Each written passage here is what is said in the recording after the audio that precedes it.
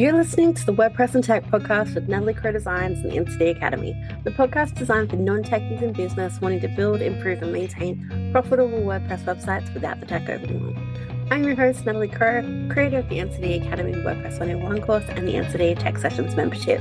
I'll be sharing with you tips, tricks, resources, and my take on WordPress from my 14 plus years industry experience as a WordPress expert. I'm a strong believer that tech is just a tool that we as business owners have access to share our message and help more people. So my goal here is to help you demystify the tech and help you make the most of your WordPress website. Let's dive in.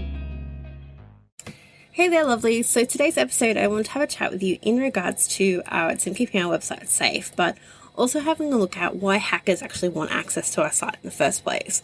So this comes after one of my lovelies contacted me this week to go through and actually ask me to help them because they've been getting complaints from their customers that their website's redirecting to unpleasant sites, spam sites or adult sites, that type of thing, or there's pop-up ads turning up on their site. So it's things that you don't necessarily want your audience to be exposed to, but they couldn't understand why their website, my tiny little website that's a little local small business, why are they targeting me in the first place?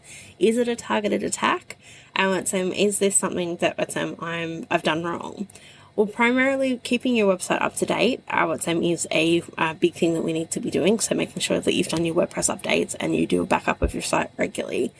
But it's not necessarily a targeted attack. So given the fact that your system's built on WordPress, WordPress is available as an open source program. Which gives us so many wonderful things, and I've talked about it many times in previous episodes about the fact that with it being open source, we can go through and developers can create some amazing new additions and functionality for us that make our life a lot easier. But in terms of from a point of view of those developers with undesirable or malicious intent, it's not intended to create fear, but there are many reasons why they may try and actually target WordPress sites or other sites that aren't secure. So first and foremost, one of the reasons there is to obtain personal data. So maybe not necessarily your personal data, but information about your customers. So it might be their name, their email address. If you've got a membership area or a login, so the username and passwords or other confidential information. Which the reason they want that, either they can go on and sell that to other people. So you often hear about different sites and companies having security breaches where they leak information.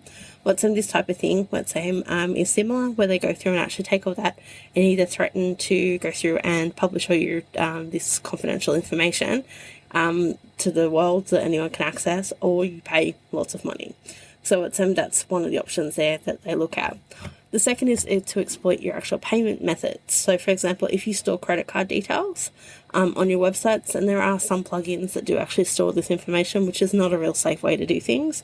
However, if you're using Stripe or PayPal, they're secure payment options, and they don't actually store the credit card information and that kind of thing on the side. All of that's actually managed by PayPal or Stripe in their actual systems. That's one of the reasons why I do encourage people to go through and use PayPal or Stripe, primarily Stripe. It's purely for the fact that Stripe actually goes through. It's basically the same fees, and you get the money deposited into your bank account within 2 business days after the first transaction, whereas PayPal stores the money in your actual bank account. Whole nother conversation, but just a concept there. The secondary reason there is to exploit your payment methods if you're storing personal details about your clients. The next one is to go through and actually insert malicious coding. Usually that redirects the search traffic on a paid ads loop, which they basically go through and get paid for impressions. So every time someone comes to your site, you might have a heap of different ads that come up and show in every second they change over. They call it an impression. So every time someone looks at some search engines and your actual business comes up or your website comes up, or people are actually going to your website and these ads pop up, it's classed as an impression, and people actually get paid for the impressions. So every time someone visits a site, even if the ad is there for a millisecond, these actual hackers can go through and get paid for the concept that this site's actually demonstrated or shown that ad to a prospective customer in their mind. It's a very, unethical way to do things, but it is something that they do, and that's how they make money out of it. The other two options or things that they may, or reasons why that they go through and actually hack your site. So they may look at it from the point of view that they're trying to deface your website. So they may go through and actually add their tag or their name. You've been hacked by XYZ.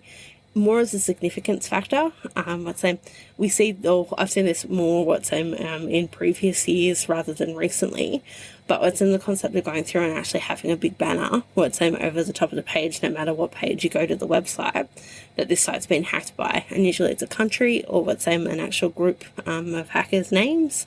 So it's a significance factor. The last or most common one there is to hold the actual website ransom, like the website owner ransom. So someone will claim that you have to pay them to get your site back. But then you want to go through and actually avoid doing this. If you ever get the situation where your site does go under, the fact that you've already taken a backup of your website, it will get you out of a lot of hot water. But you never go through and actually give them money if they do go through and say, I'm going to give you back your website if you pay X amount of dollars. It's unlikely that you'll get your site back, and they'll just run away with the money. So it's not something that I'd encourage you to do, and it's something that I encourage you to go through and actually speak to a professional if you do get hacked. You can speak to your hosting company, or you can get in touch with your developer, or you're more than welcome to reach out to me if you do have that type of problem. But yeah, those are the 5 main reasons we see people going through and the hackers actually trying to access our site. It's not usually a personal attack or a targeted attack. It's purely for the fact that they can go through, either look at the face of going through and actually obtaining personal information, exploiting your payment methods, inserting malicious code so they can go through and actually have like an ad loop on your website using your traffic or people that are coming in from the search engines to actually generate income, going through and actually defacing the website or holding the actual website owner ransom. Whilst it's not something that we ever want to go through, it's always good to have that knowledge and understanding of why it's actually happening. But yeah, I hope you guys found that helpful, and I'll see you in the next episode.